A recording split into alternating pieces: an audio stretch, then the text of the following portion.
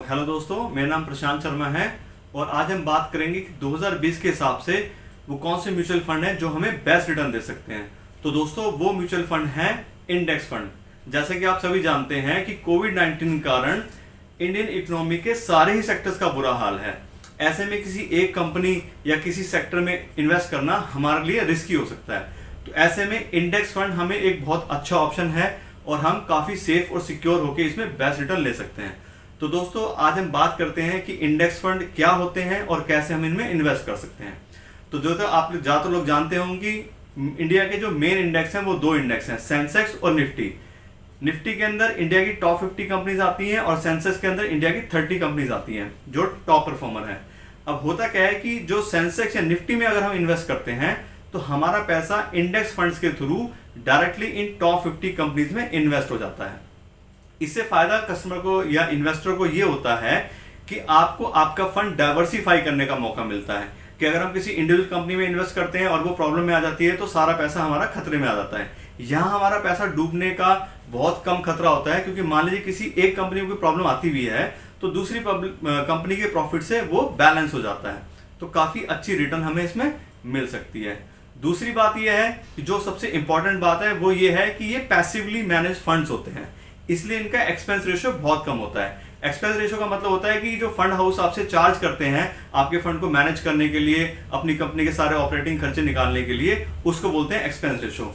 तो क्योंकि ये पैसिवली मैनेज फंड होते हैं, अब मान लीजिए किसी को आपने निफ्टी 50 में इन्वेस्ट करना है तो जो हमारे फंड मैनेजर हैं, जो इंडेक्स फंड के फंड मैनेजर हैं, उनको पता है कि निफ्टी 50 में ये टॉप 50 कंपनीज आती हैं, वो फिक्स है पहले से, तो उन्हीं कंपनियों में वो पैसा इन्वेस्ट होता है। उसके लिए उन्हें कोई रिसर्च करने की जरूरत नहीं पड़ती, कोई रिसर्च एनालिसिस नहीं चाहिए, कोई ग्राफ नहीं देखने, कोई बहुत ज्यादा स्टाफ की जरूरत नहीं है। तो इसकी वजह से क्या होता है, उनका खर्चा काफी कम हो जाता है, इसीलिए उसका एक्सपेंस रेशियो भी लो हो जाता है। वहीं इसके अगेंस्ट अगर हम बात करें एक्टिवली म्यूचुअल फंड्स की, तो वहां जो फंड मैनेजर होते हैं उनको पूरी रिसर्च करनी पड़ती है, कौन से शेयर खरीदने हैं, कब खरीदने हैं, कब बेचने हैं, सारा रिसर्च का डेटा चाहिए, एनालिस्ट चाहिए, ग्राफ सारे रीड करने पड़ते हैं। तो इन सब चीजों की वजह से क्या होता है कि उसकी जो कॉस्ट है वो इन्वेस्टमेंट की वो इंक्रीज हो जाती है और वही बढ़ी हुई कॉस्ट हमें एक्सपेंस रेशियो के थ्रू पे करनी पड़ती है इन्वेस्टर को ही।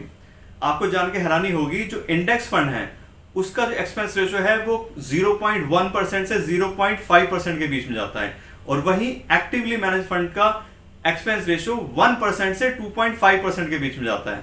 अब होता क्या है, ये 1-2% का एक्सपेंस रेशियो शुरू में तो देखने में बड़ा कम सा लगता है, लेकिन अगर आप लॉन्ग टर्म के लिए इन्वेस्ट करते हो और अच्छा अमाउंट इन्वेस्ट करते हो तो टेन्योर के हिसाब से और अमाउंट के हिसाब से यही एक्सपेंस रेशियो हमारा लाखों करोड़ों तक भी पहुंच सकता है।